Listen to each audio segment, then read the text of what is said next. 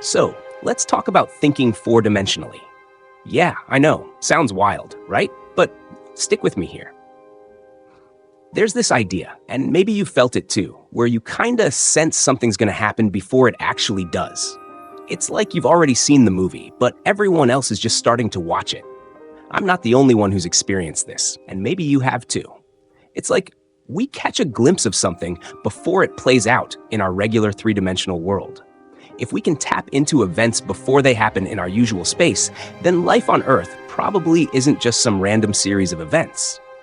There's got to be a bigger plan at play, right? Something happening in a dimension we can't fully see yet, just slowly unfolding in our world. Now, if we've seen stuff that wasn't here when we saw it, logically, it had to be somewhere else, maybe in that higher dimension. And whatever we saw must have been set in stone, at least from the perspective of someone who's awake and aware in this three-dimensional reality. But that brings up the big question. Can we actually change our future? Or are we just riding a wave that's already been set in motion?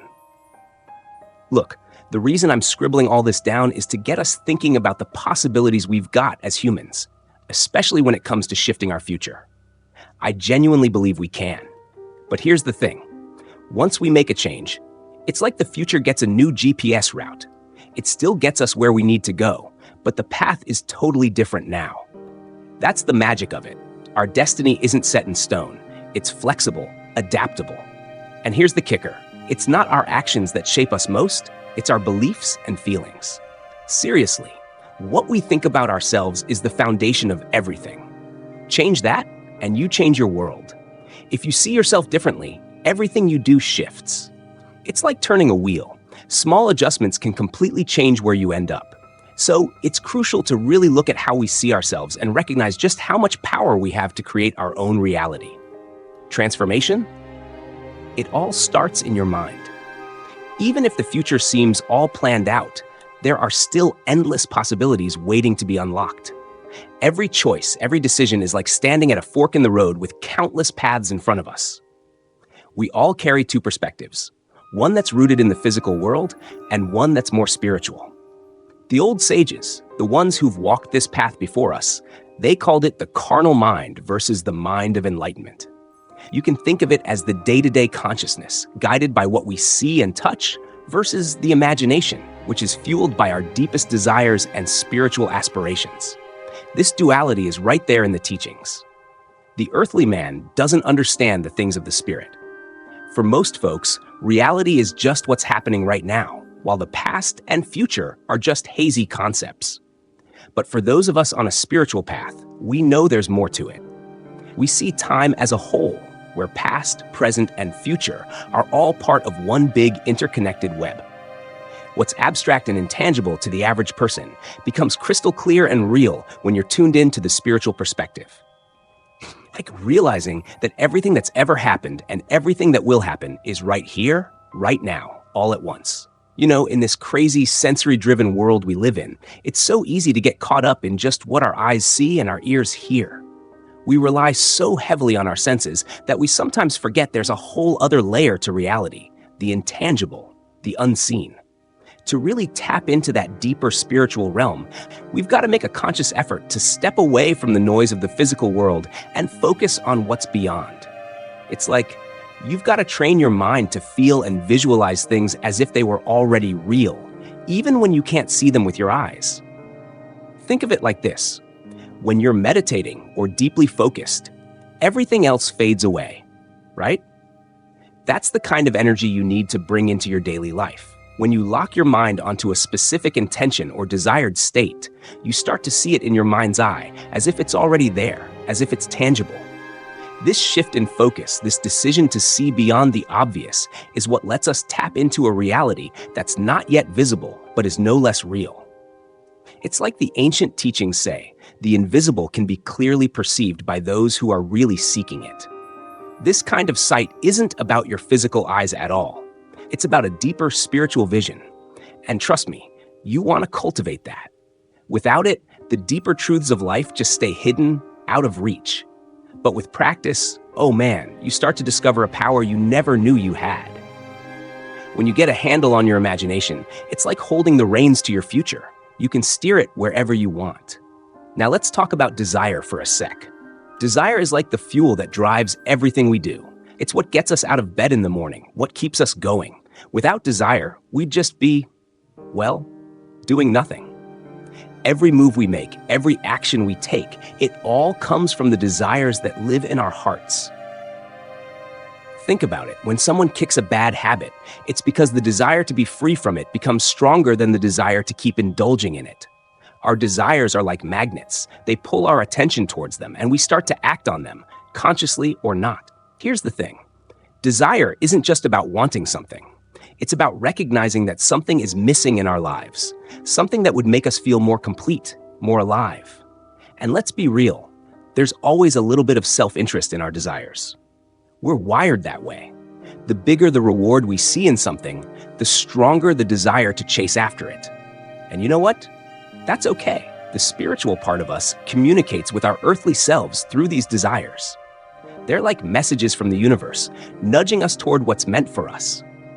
The key to really making progress in life, to manifesting our dreams, is to act on those desires as soon as they arise. It's like grabbing hold of something that's already yours. Here's a little wisdom to chew on.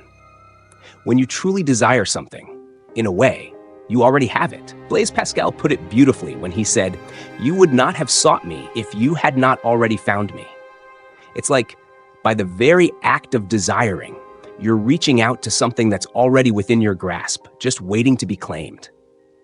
When you start to feel like that desire is already a reality, and you move through life with that conviction, you're literally shaping the future to match that belief. Your thoughts, your convictions, they've got this amazing power to bring things into being. So when you lock onto that feeling of already having what you desire, your deeper, four-dimensional self kicks into gear. It starts paving the way, laying down the steps to make that desire a reality. It's like your imagination is the blueprint, and your higher self is the architect, figuring out how to make it all come together. The clearest way to manifest anything is to really dive into your imagination and experience what it would feel like to have already achieved your goal. That experience, that mental rehearsal, gives your higher self the roadmap it needs to bring that desire into your physical reality. With that expanded vision, your higher self orchestrates everything you need to make it happen. You know, the thing about our minds is that they can be a bit stubborn, especially when it comes to accepting something that doesn't line up with what our senses are telling us. It's like your senses are screaming one thing, but you're trying to believe something totally different. And yeah, that's where the challenge comes in. But here's the good news. There's a little technique that can help you get ahead of the game, letting you call in what isn't visible yet, as if it's already a done deal. A lot of folks might brush off this idea because it sounds too simple to be true. But trust me, this formula for shaping the future, yeah, it's simple, but it's got some serious power behind it. It's not just something you stumble upon. It's the result of years of digging deep, experimenting, and figuring out what really works. So, where do you start? First off, you've got to be crystal clear about what you want. No wishy-washy stuff. Really know what your heart is set on. Once you've got that locked in, the next step is to picture an event that, for you, would be the ultimate I made it moment. Something that screams, yeah, this is what I've been working towards, with you as the star of the show. Then comes the fun part, getting into the right state of mind.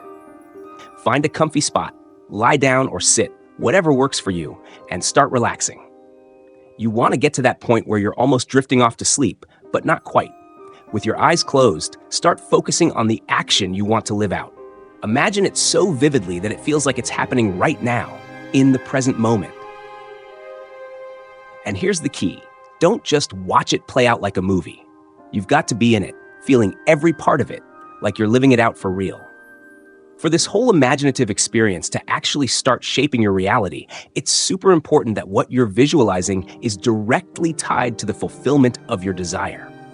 You've got to keep at it until the scene in your mind feels just as real as anything your senses would normally show you. Let's say your goal is to get promoted at work. A logical follow-up to that would be receiving congratulations from a colleague, right? So that's what you focus on. Now, Once you've got that specific action in mind, you go back to relaxing your body, getting to that drowsy state where you're still in control of your thoughts.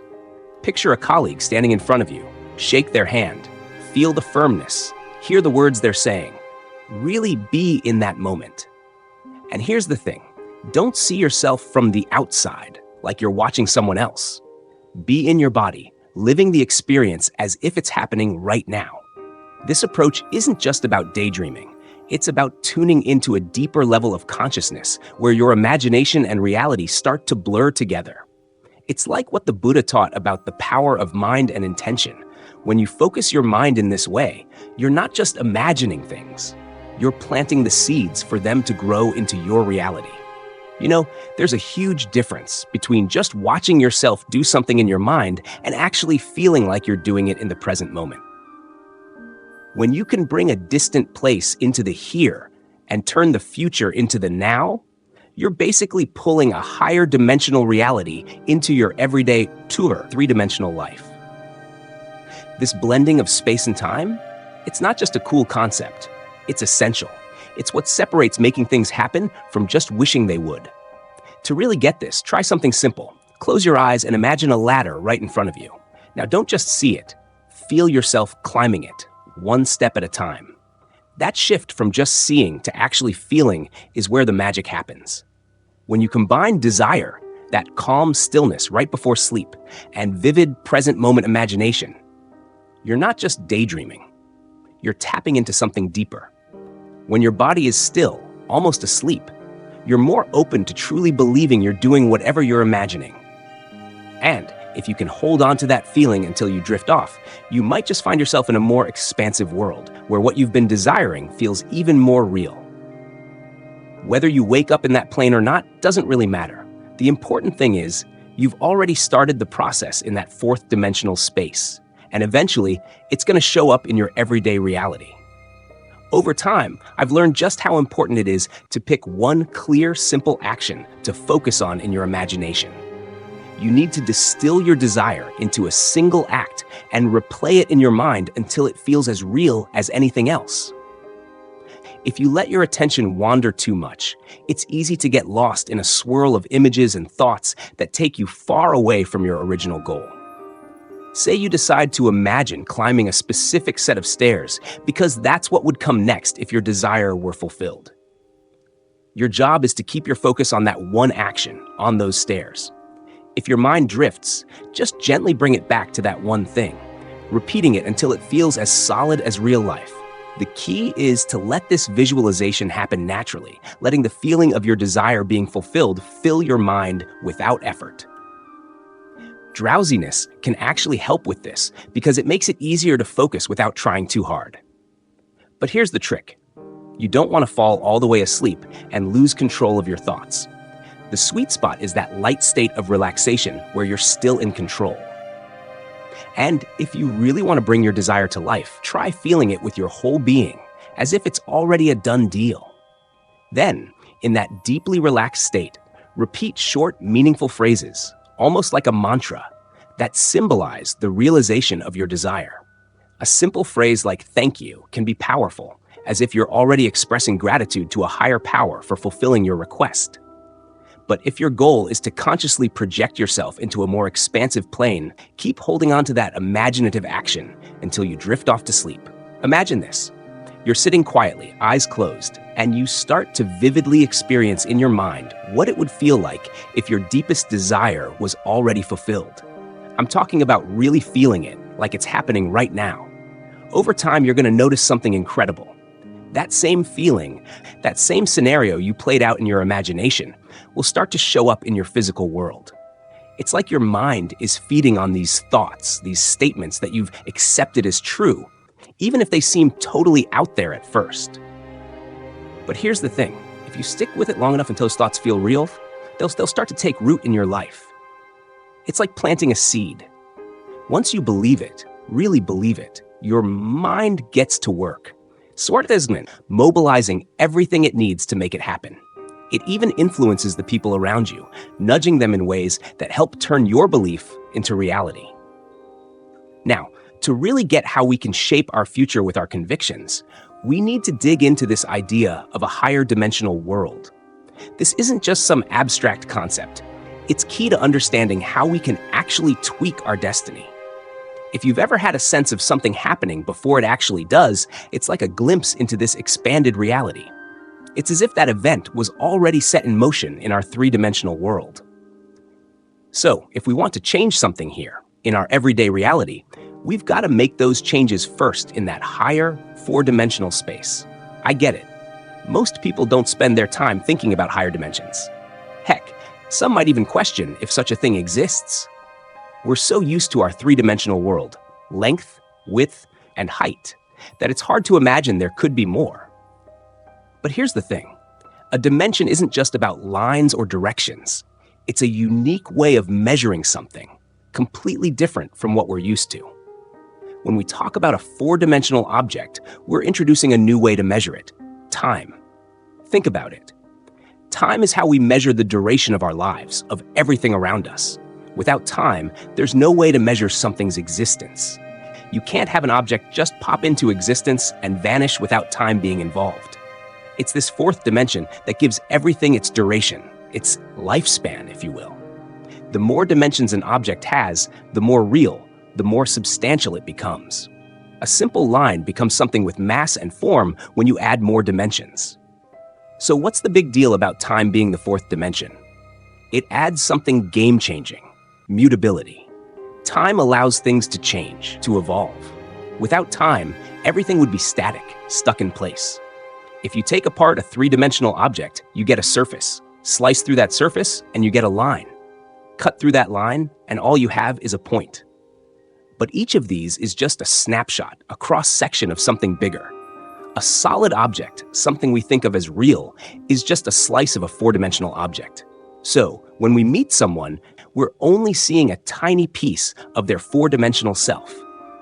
There's so much more to us, to everything, than what we can see in the here and now. This approach ties together the idea of visualization, the power of belief, and the concept of higher dimensions in a way that's more down to earth and easier to connect with. How does this version resonate with you?